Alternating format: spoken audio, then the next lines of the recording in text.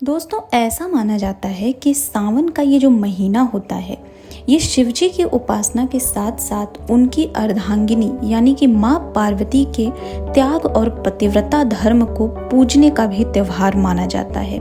और यही वजह है कि सावन के महीने में हर मंगलवार को महिलाएं मंगला गौरी का व्रत भी करती हैं। सावन के महीने में सब कुछ हरा हरा दिखाई देता है, बारिश का मौसम होता है। इसी महीने में महिलाएं हरे रंग की चूड़ियां और हरे रंग का कपड़ा जरूर पहनती हैं। कहते हैं ऐसा करने से उनके पति की लंबी आयु होती है और भोलेनाथ उनसे जल्दी ही प्रसन्न हो जाते हैं। तो नमस्कार दोस्तों, आप सभी भक्तों का बहुत बहुत स्वागत है महादेव भक्त के इस चैनल में। सबसे पहले सभी भक्तों को ओम नमः शिवाय। आइए आज की वीडियो में हम देखते हैं कि सावन में सुहागिन महिलाएं अगर ये कुछ काम करती हैं तो उनके पति की आयु जो है वो लंबी होती है। तो सबसे पहले अगर बात करें तो शिव जी की पूजा। जी हाँ, सावन के महीने में महिलाओं को रोजाना स्नान करके स्वच्छ कपड़े पहन के शिव जी को जल चढ़ाने के बाद ही खुद अन्न और जल ग्रहण करना चाहिए। शिव जी का पंचामृत से अभिषेक कराना चाहिए, बेलपत्र धतूर भांग चढ़ानी चाहिए। उसके बाद शिव चालीसा और महादेव की आरती भी पढ़नी चाहिए। उसके बाद ही उन्हें कुछ और काम करने चाहिए। दूसरा जो काम है वो है हरे रंग की चूड़ियाँ पहने। जितनी भी विवाहित महिलाएं हैं उनका दूसरा सबसे ज़रूरी काम है कि उन्हें सावन के महीने में हरे रंग की चूड़ियाँ जरूर पहननी चाहिए। ऐसा माना जाता है कि हरी चूड़ियाँ पहनने वाली महिलाओं से भोले बाबा जल्द ही प्रसन्न होते हैं और उन्हें सदा सौभाग्यवती भवः उनके पति को दीर्घायु रहने का आशीर्वाद देते हैं। इसके अलावा शादीशुदा महिलाओं को सावन के महीने में अपना गला बिल्कुल खाली नहीं रखना चाहिए। मंगलसूत्र अवश्य पहनना चाहिए और अगर आपका मंगलसूत्र नहीं है तो आप चेन भी पहन सकते हैं। बस इस बात का खास ध्यान रखें कि आपका मंगलसूत्र कहीं से टूटा और फटा ना हो। तीसरा जो काम है वो है कि वैसे तो विवाहित महिलाओं को काले कपड़े कभी नहीं पहनने चाहिए, लेकिन हो सके तो सावन के महीने में ये कपड़े भूल कर भी आप ना पहने। काले वस्त्रों को सुहागिन महिलाओं के लिए अच्छा नहीं माना जाता है। सावन में सुहागिन महिलाओं को लाल, पीले और हरे रंग के कपड़े ज़्यादा से ज़्यादा पहनने चाहिए। उसके बाद है मांग में सिंदूर। जी हाँ, सभी विवाहित महिलाओं को इस बात का ध्यान रखना चाहिए कि सावन में उनकी मांग हमेशा भरी रहे।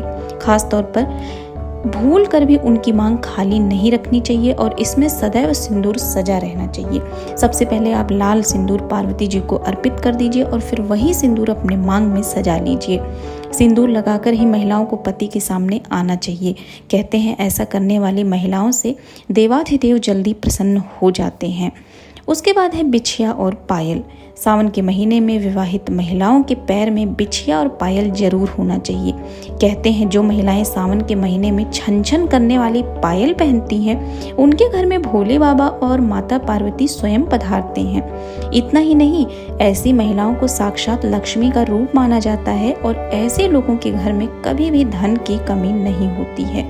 उसके बाद है इन वस्तुओं का जरूर करें दान। जी हाँ, सभी विवाहित महिलाओं को सावन के महीने में श्रृंगार की चीज़ों का दान करना चाहिए। इसका दान आप किसी गरीब या फिर किसी विवाहित महिला को करेंगी तो आपका सुहाग हमेशा सलामत रहेगा और आपके घर में सदैव प्रसन्नता बनी रहेगी। परिवार में खुशियाँ आएंगी। महादेव आपसे प्रसन्न होकर आपको सुखी संपन्न रहने का आशीर्वाद भी देंगे। ये तो हो गए ज़रूरी काम जो हमें सावन के महीने में ज़रूर करने चाहिए। इसके अलावा कुछ काम ऐसे हैं जो हमें नहीं करने चाहिए, जैसे कि सावन के महीने में सुहागिन महिलाओं को कभी क्रोध नहीं करना चाहिए, अपने से बड़े से ऊंची आवाज़ में बात नहीं करनी चाहिए, परिवार में किसी से भी वाद विवाद करने से बचना चाहिए और अगर गुस्सा आता भी है तो उस टाइम आपको ओम नमः शिवाय मंत्र का जाप करना चाहिए। ऐसा करने से आपका गुस्सा ठंडा हो जाएगा। कहते हैं कि भगवान शिव और माता पार्वती थोड़ी सी पूजा से ही प्रसन्न हो जाते हैं और यानी कि भोलेनाथ, इसीलिए इनको कहा गया है कि महादेव बहुत ही भोले होते हैं। तो सावन के महीने में अपने महादेव को प्रसन्न करने के लिए ओम नमः शिवाय का जाप और भजन जरूर करना चाहिए। बहुत सारे लोग सावन सोमवार का व्रत भी जरूर करते हैं। तो आप लोगों में से कौन कौन सावन सोमवार का व्रत करता है कमेंट करके जरूर बताइएगा और अपनी इच्छा पूर्ति के लिए लिए एक बार कमेंट सेक्शन में हर हर महादेव लिखकर जरूर जाइएगा। वीडियो पसंद आई है तो एक लाइक महादेव के लिए जरूर करिएगा। चैनल को सब्सक्राइब कर दीजिएगा ताकि ऐसे ही वीडियो आप भक्तों तक सदैव पहुंचती रहे। ओम नमः शिवाय।